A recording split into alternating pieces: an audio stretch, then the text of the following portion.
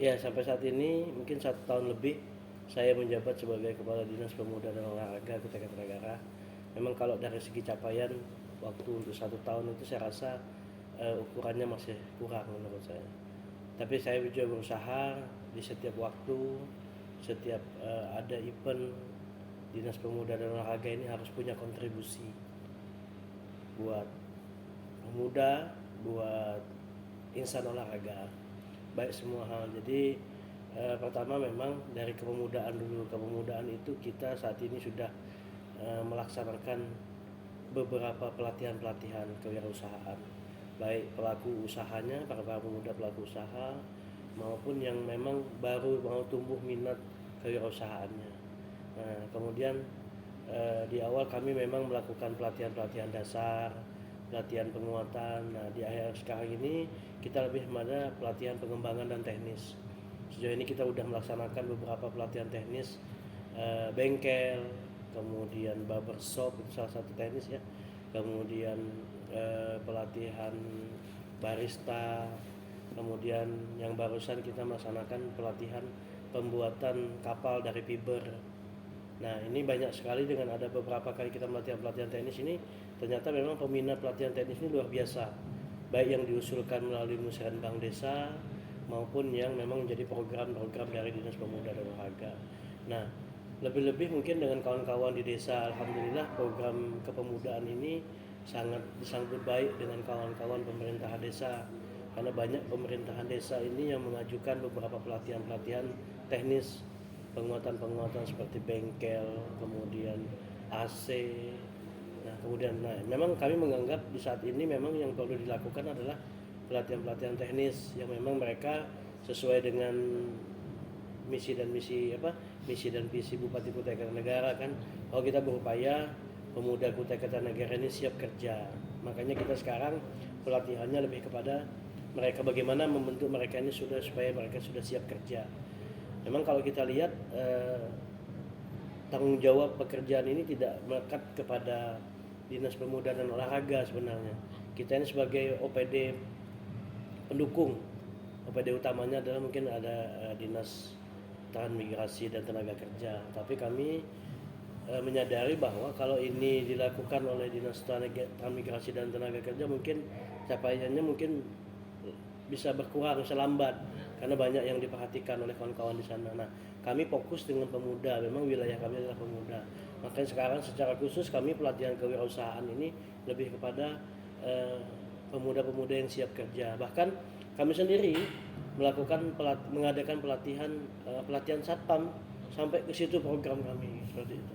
Sehingga pemuda-pemuda kita ini yang sudah, ini program pelatihan satpam ini sebagai pengembangan program dari Binlat TNI Polri. Nah, jadi kegiatan khusus pelatihan ini terus kita kembangkan, terus kita ajak kawan-kawan dari arus hilir, hulunya sampai ke hilirnya, sampai dengan promosi. Alhamdulillah kalau capaian kita saat ini sudah mencapai 1.700 sekian lah yang langsung kita bina selama ini melalui klinik WPM yang datang konsultasi, yang kami lakukan pendampingan langsung di tempat pekerjaan, kemudian yang kami undang untuk pelatihan, yang kami utus untuk menjadi peserta pelatihan di BLK. Jadi selain kita mengikuti, kita juga mendorong mereka untuk ikut di kegiatan-kegiatan di BLK, karena memang BLK sendiri kan punya pelatihan, kita juga punya kesempatan untuk mengirim ke situ. Belum lagi kita juga melakukan kegiatan-kegiatan pelatihan-pelatihan yang bersifat bersumber dari pemerintah provinsi seperti itu. Nah, itu pelatihan-pelatihan yang kita lakukan. Kemudian dengan begitu perhatian kita dengan pemuda, akhirnya saat ini dengan didampingi klinik, banyak sekali juga pemuda-pemuda kita yang mengikuti seleksi-seleksi nasional. Di era kami, kita sudah dua sudah menghasilkan pemuda yang menjadi pemuda pelopor nasional. Ada Mas Imam bidang keagamaan, ada Hamzah bidang pangan.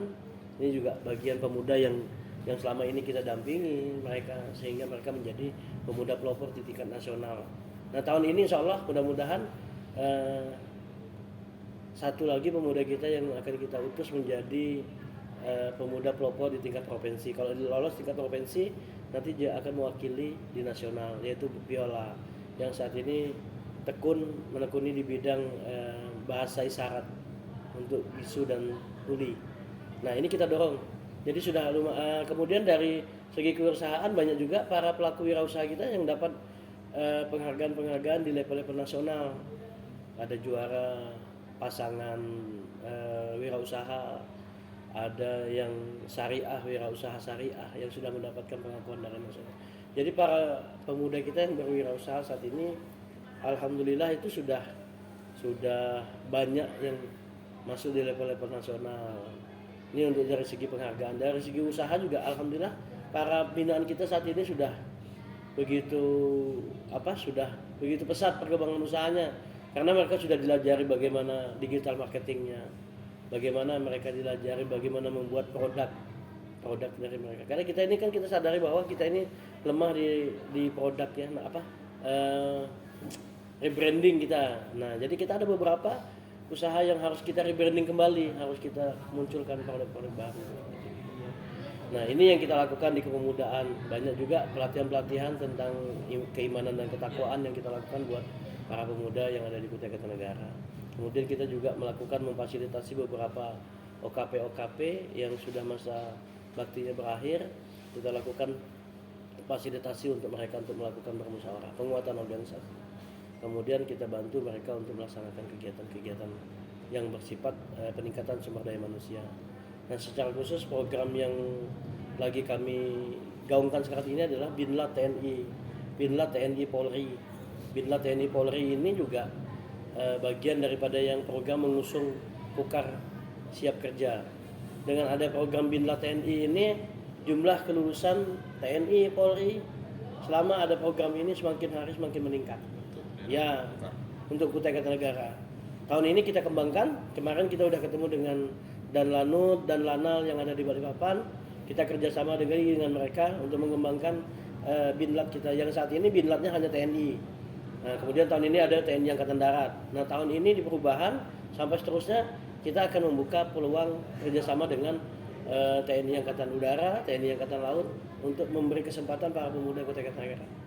Kemudian tahun ini juga ada 4 saat ini dalam berproses 4 dalam tahap penjajakan kami untuk kerjasama Binlat ini juga 4 sekolah kedinasan, BMKG, perhubungan, kemudian statistik dan akuntansi negara. Ini kita coba melakukan pendekatan, memang masih dalam pendekatan untuk melakukan pengembangan program ini sehingga pemuda Kutai Kartanegara ini kalau lulus mereka itu tinggal cari pilihan, mau TNI, mau Polri, mau sekolah kedinasan yang memang sudah siap kerja.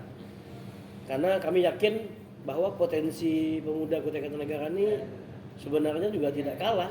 Tinggal kita bagaimana menggali, mengasah keterampilan mereka. Kemudian juga kita sudah melaksanakan beberapa kegiatan lomba-lomba. Kayak kemarin kita laksanakan lomba. Ada yang lomba pemuda yang sudah menjadi duta pemuda yang ada di Kutai Kartanegara. Melalui Dispora ada Kria, ada perangkat lunak, perangkat keras, kemudian ada kuliner, ada fashion, ada video, kuliner dan sebagainya. Itu sudah kita lakukan sekarang ini. Nah, di olahraga, alhamdulillah kita sudah memberikan penghargaan kepada para insan olahraga yang berprestasi, baik di multi event, single event, maupun kemarin juga yang diberikan oleh Pak Bupati melalui SEA Games. Nah, kemudian kami juga memfasilitasi banyak sekali klub, cabur, selain menggunakan dana KONI, melalui dana Dispora juga banyak kita memfasilitasi beberapa cabur dan klub yang saat ini terkendala dengan pembiayaan mengikuti kejuaraan-kejuaraan di luar. Dan alhamdulillah juga potensi atlet kita, entah itu dari usia dini sampai dengan senior, banyak prestasi yang sudah didapat. Banyak medali emas, medali perak, perunggu yang didapat setiap ada kegiatan open turnamen, kemudian kegiatan multi event, sudah kita fasilitasi. Semua prestasi ditunjukkan. Kemudian secara khusus kami juga mendirikan PPLPD, pusat pelatihan khusus pelajar daerah. Nah, ini mereka juga secara berjenjang sudah punya agenda khusus secara kejuaraan nasional. Kita sudah mengikuti kemarin ada panahan Panahan itu kita dapat 1 emas, 1 perak, 3 perunggu. Kemudian gulat kemarin dapat 3 perak, 1 perunggu. Nah, dalam waktu dekat kita akan mengikuti kejuaraan di khusus PPLP, kejuaraan di Riau, kemudian kejuaraan di Maluku. Kemudian ada lagi baru undangan baru, ada kejuaraan senam di mana? Di Jakarta. Dan ini targetnya kita ada target medali. Semuanya adalah atlet Kutai Kartanegara yang di bawah binaan PPLP yang memang statusnya pelajar. Dari sinilah mungkin kita memupuk mencari bibit-bibit olahragawan untuk menjadi olahraga yang berprestasi, untuk menjadi olahraga yang profesional seperti yang ditunjukkan senior-senior yang saat ini yang sudah pernah membela Indonesia asal Kutai Kartanegara. Nah, kemudian kami juga melaksanakan peningkatan SDM. Sekarang ini kita sudah 2 kelas melaksanakan pelatih nasional dasar. Nah, kemudian sebentar lagi kita melaksanakan pelatihan lagi. Kemudian memfasilitasi beberapa cabur juga melakukan pelatihan wasit, pelatihan juri. Nah, itu kita fasilitasi dalam rangka peningkatan SDM. Jadi banyak yang dilakukan di olahraga terhadap peningkatan SDM, termasuk juga diantaranya kita memfasilitasi terhadap sarana dan prasarana yang diperlukan. Ada beberapa cabur yang perlu peningkatan sarana dan prasarana, kita fasilitasi untuk memenuhi kebutuhan mereka yang berstandar seperti sepeda, olahraga sepeda, cabur sepeda, kemudian cabur pencaksilat, cabur taekwondo, kemudian ada beberapa cabur termasuk biliar juga ada. Ada beberapa cabur yang kita fasilitasi dalam rangka peningkatan sarana dan prasarana. Jadi mulai SDM, peningkatan sarana dan prasarana sampai dengan mengikuti kejuaraan atau menyelenggarakan kejuaraan di level-level nasional. Kemudian yang sudah kita lakukan, kita mengaktifkan semua venue olahraga di sini. Venue olahraga semua kita aktifkan, Stadion Ono Demang, PBSI, kolam renang, kemudian kompleks Stadion Haji Imbut, ini ada Stadion Haji Imbut. Kemudian ada mini soccer yang baru saat ini. Kemudian ada lagi futsal. Kemudian banyak fasilitas yang lain kita aktifkan kembali, bahkan dengan pola mengikuti zaman sekarang, yaitu menggunakan peminjam secara online dengan aplikasi Siparaga. Jadi si pemohon tinggal pesan melalui handphone masing-masing, tidak bertemu dengan petugas, tidak bertemu dengan siapapun, langsung bayar. Artinya transparan, terbuka, kemudian bisa dipertanggungjawabkan. Ya, bisa dipertanggungjawabkan, jelas seperti itu. Nah, itu memudahkan untuk peminjaman, dan alhamdulillah PAD kita yang dulunya cukup kecil saat ini di triwulan sekarang ini triwulan 2 udah masuk sampai 250 juta PAD-nya. Kalau ya untuk Dispora ini. Untuk Dispora, alhamdulillah. Kalau dulu jauh di bawah, mungkin berapa ratus% naiknya dari angka sekarang. Nah, dengan diaktifkannya dengan pola yang sistem online sekarang, itu juga memudahkan masyarakat untuk melakukan peminjaman. Kemudian pembinaan terhadap SSB, kita juga membantu beberapa SSB yang melaksanakan kegiatan. Memang tidak sepenuhnya bisa kita lakukan bantuan, tapi kami berupaya memfasilitasi dengan fasilitas-fasilitas yang kita punya. Meminjamkan mini soccer untuk mereka latihan, meminjamkan stadion Ondong Demang, Haji Imbut, lapangan pelajar yang mereka untuk lakukan pelatihan. Termasuk kita juga melakukan saat ini perbaikan beberapa venue yang saat ini juga perlu dilakukan rehab. Seperti stadion Ondong Demang, kita lakukan rehab mulai pagar, bangunan sampai ke lapangan. Oh, yang kemarin ya kena topang. Betul. Itu kemudian PBSI yang saat ini lampunya udah mulai redup, udah kita lakukan penganggaran tahun ini, semua direalisasikan tahun ini. Kolam renang juga sama, yang beberapa kolam itu keramiknya banyak terlepas, kemudian untuk mesin pembersihnya udah mulai rusak. Sekarang ini kita lakukan perbaikan sehingga penggunaannya juga semakin mudah dan semakin nyaman oleh para pelaku. Dengan venue-venue yang ada, kita juga memfasilitasi. Jadi para atlet-atlet yang melakukan persiapan mengikuti kejuaraan, kita fasilitasi di semua venue yang mereka inginkan. Dan itu gratis, dan memang itu diperuntukkan untuk teman-teman yang melakukan persiapan. Nah, seperti sekarang ini kami lagi tengah persiapan membangunkan studio e-sport. Ya, e-sport itu kan olahraga baru yang saat ini memang tidak memiliki studio. studio latihan atau perlombaan. Nah, tahun ini kita anggarkan, kemarin kita buatkan perencanaan, tahun ini kita anggarkan untuk dilakukan pembangunannya. Dan pembangunannya ada di kompleks Stadion Haji Embut, yaitu di gedung bela diri yang digunakan lapangan futsal. Kenapa kami pilih lapangan futsal untuk studionya e-sport?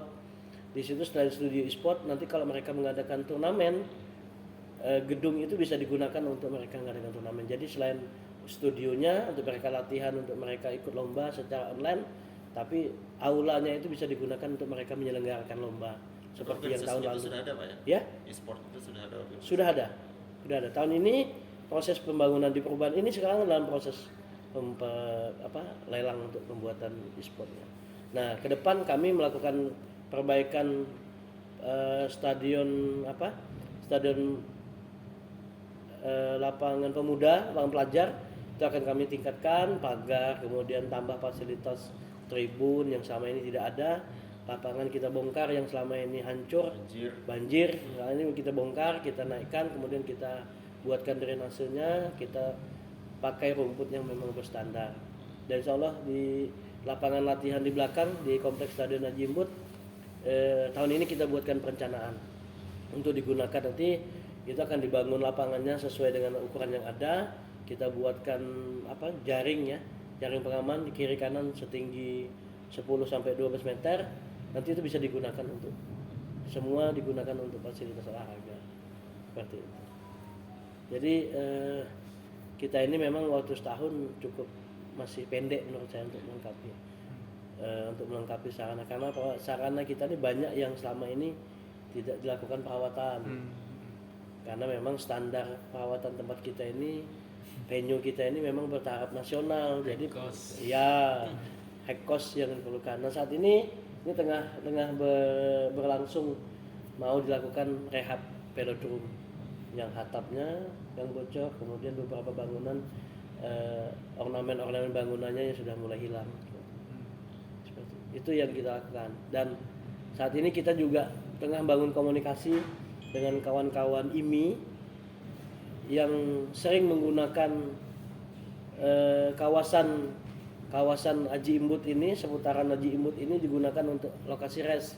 Kemarin saya diskusi dengan mereka, akan kita petakan nanti wilayah-wilayah yang memang standar menurut mereka dengan luasan tikungan, kemudian luasan jalannya, kemudian ketajaman tikungannya, yang mana nanti akan kita resmikan itu menjadi sirkuitnya.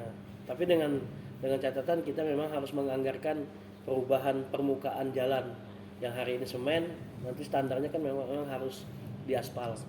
Dan ini insya Allah kami dengan bangunan itu kami fokus untuk melakukan peningkatan tersebut. Nah, kemudian dari segi olahraga tradisional pun kami juga memperhatikan kawan-kawan olahraga tradisional, olahraga komunitas. Komunitas ini kawan-kawan off-road 4x4, kawan-kawan trail, kawan-kawan sepeda, goes, kemudian kawan-kawan mancing mania. Karena ini masuk olahraga rekreasi masyarakat. Termasuk juga olahraga rekreasi masyarakat ini adalah burung berkicau. Kita akan bangunkan fasilitas di sini. Olahraga rekreasi masyarakat.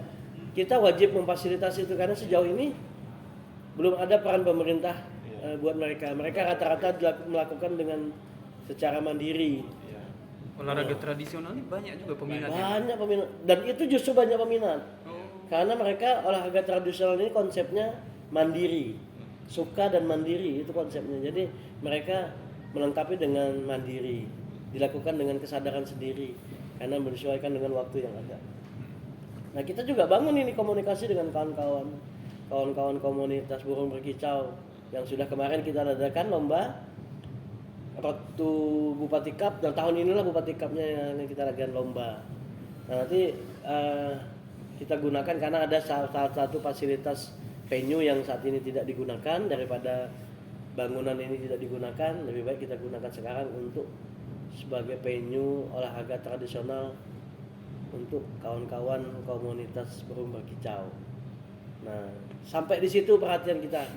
Belum lagi kita terhadap kawan-kawan disabilitas. Kita juga memfasilitasi kawan-kawan disabilitas ini menyelenggarakan lomba. Insya Allah dalam tahun ini ada lomba lomba Porkap namanya, Pekan Olahraga Kabupaten khusus kawan-kawan yang disabilitas yang di bawah NPCI. Jadi kita fasilitasi kemarin, kita ajak mereka untuk membuka wawasan, mencari pengalaman.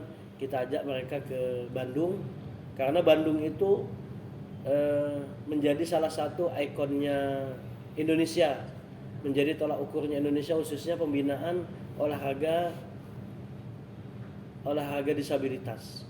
Banyak sekali atlet-atlet disabilitas yang berasal dari Kota Bandung yang mewakili Indonesia pada beberapa event-event internasional. Nah, kita studi banding ke situ, kita mencari tahu bagaimana pola pembinaan organisasinya, bagaimana cara pembibitan atletnya, bagaimana mengenalkan, meyakinkan para orang tua yang memiliki anak-anaknya yang mempunyai keterbatasan, tapi sebenarnya memiliki kelebihan yang belum disalurkan. Nah, ini yang kita coba adopsi dari pola mereka, dan insya Allah itu kita terapkan tahun ini. Kemudian kita juga memberangkatkan mereka di beberapa event, khususnya kejuaraan disabilitas. Kita juga memberikan, insya Allah dalam waktu dekat akan memberikan penghargaan kepada mereka yang sudah berprestasi di level nasional. Termasuk juga disabilitas itu ada organisasi namanya Soina, salah satu disabilitas keterbatasan di Down syndrome, khusus Down syndrome. Nah, ini mereka udah punya level juga, ada level provinsi, ada level nasional, dan mereka kemarin juara di nasional, ada beberapa atletnya juara nasional. Nah, ini yang kita fasilitasi. Jadi mulai yang sehat, mulai kawan-kawan yang memang sempurna, sampai kawan-kawan yang memang disabilitas, semuanya kita fasilitasi baik kepemudaan maupun ke olahragaannya. Itu yang kita upayakan karena ini bagian tusinya kami Dinas Pemuda dan Olahraga. Kami maka bermaksimal untuk menggali seluruh potensi yang ada di dua bidang ini. Bagaimana Kukar ini bisa juga memiliki suara, memiliki nama besar baik di kepemudaannya maupun di olahraganya seperti itu. Pak, untuk sarana dan prasarana ini kan banyak anggaran yang kita keluarkan gitu kan dari Dispora. Ada target untuk peningkatan pendapatan nggak sih ke depan itu dari penggunaan sarana itu? Jadi target sebenarnya tahun lalu kita membuat target itu sekitar 100 juta target PAD. Target PAD itu 100 juta karena memang kita memahami bahwa banyak sapras kita ini yang tidak layak digunakan untuk dilakukan pungutan retribusi. Nah, dengan adanya beberapa perbaikan, kemudian adanya dibangun baru, fasilitas baru, alhamdulillah PAD kita sekarang cukup tinggi. Hari ini sudah sampai 250 juta PAD-nya. Ya. Jadi kalau bicara target memang kita sudah alhamdulillah melebihi di 6 bulan sekarang kita udah melebihi dari 100 juta jadi sekarang 250 juta. Kami yakin bahwa tahun ini kita melebihi sampai 3 atau 400% daripada target kita yang ada. Kita yakin seperti itu. Ada inovasi dalam hal promosi dan ini nih Pak untuk sarana dan prasarana supaya menarik banyak orang untuk menggunakannya. Iya, kami promosinya kan sekarang ini kan musimnya gadget, musimnya online. Jadi semuanya kita promosikan melalui sosial media, baik sosial media pribadi. Saya sendiri sering mensosialisasikan itu. Kemudian maupun sosial media yang kita punya rekanan. Nah, apalagi kita sekarang terobosan kami dengan Siparaga ini, sistem peminjaman sarana olahraga atau Siparaga yang bisa diakses secara online dan bisa dipertanggungjawabkan secara jelas. Pembayarannya ini bukan masuk ke oknum tapi masuknya ke kas daerah. Ini bagian daripada pendapatan kas daerah. Nah, ini salah satu terobosan kami Siparaga ini kita launching kemarin di bulan Maret rasanya. Di bulan Maret semuanya sudah. Tapi memang kami yakin Siparaga ini pasti akan memiliki kelemahan-kelemahan dan kami selalu lakukan evaluasi untuk penyempurnaan daripada aplikasi ini. Pak, mungkin ada arahan atau himbauan bagi para pemuda untuk di bidang kewirausahaan maupun olahraga, Pak, apa sih yang bisa mereka lakukan ke depan itu supaya bisa mengangkat nama daerah Yatam ini, Pak? Ya, pesan kami buat pemuda khususnya tentang kewirausahaan, eh, merubah mindset dulu, merubah mindset para pemuda bahwa yang selama ini mereka itu harus harus prestasinya tuh hanya bukan prestasi, tergantung dengan pekerjaan-pekerjaan yang di perusahaan atau pekerjaan sebagai pegawai negeri atau honor. Nah, ini berubah mindsetnya, harus berubah mindset menjadi seorang wirausaha, menjadi wirausaha. Kemudian kalau sudah menjadi wirausaha, prinsip itu hanya dua, tekun dan jujur. Kalau dua ini dilakukan, usahanya pasti akan maju. Jadi kalau tekun, meskipun namanya berusaha nih kan, pasti ada turun naik usaha. Kayak kemarin usaha udah naik bagus-bagus binaan kita, tiba-tiba ada COVID berjualan. Akhirnya kita drop. Padahal juga di situ sebenarnya peluang usahanya tambah meningkat sebenarnya. Kenapa? Karena dengan secara online masih bisa dilakukan. Tapi inilah kelemahan-kelemahan kita. Banyak potensi yang para pemuda belum gali. Handphone ini masih digunakan secara pribadi. Sosial media, punya Facebook, punya Instagram, masih digunakan secara pribadi. Padahal ini bisa dijadikan tempat berjualan. Nah, ini yang kita lakukan, pelatihan yang kita lakukan bahwa melakukan usaha itu tidak mesti harus punya toko, tapi bisa menggunakan sosial media yang ada. Nah, itu pesan kami terhadap para pelaku usaha. Mereka tekun, apapun yang dihadapi mereka harus tekun. Kemudian jujur. Usaha itu kalau udah jujur dijalankan, insya Allah pasti akan berhasil. Contoh jujurnya dalam pengelolaan keuangan. Modalnya dari diri sendiri, kemudian dimanfaatkan oleh diri sendiri. Tapi harus jujur bahwa uang ini diinvestasikan untuk usaha. Jangan juga digunakan untuk yang lain. Mungkin untuk jalan-jalan, untuk untuk yang lain-lain. Kita harus jujur bahwa sekian persen dari jualan ini boleh kita gunakan, sekian persen ini tetap kita investasikan sebagai modal untuk dikembangkan, untuk mungkin menambah aset. Nah, ini kejujuran yang harus dibangun dari diri dulu. Kalau ini tidak dibangun, ya memang seperti yang kita lihat, usaha kita ini tidak berkembang. 2 bulan 3 bulan tutup, 2 bulan 3 bulan. Kenapa? Karena uang modalnya ya juga dipakai untuk ngapel malam minggu. Iya kan? Padahal uangnya apa aja bisa. Ada gaji, padahal di situ ada gaji kita kan, disisihkan gajinya, disisihkan untuk modal usaha. Nah, ini sebenarnya modal usahanya ya cukup mudah. Cuma tinggal bagaimana kita komitmen untuk menjalankan. Dua itu aja. Dari banyak narasumber pun hanya 2 ini yang saya lihat yang menjadi pedoman buat seorang wirausaha. Jujur dan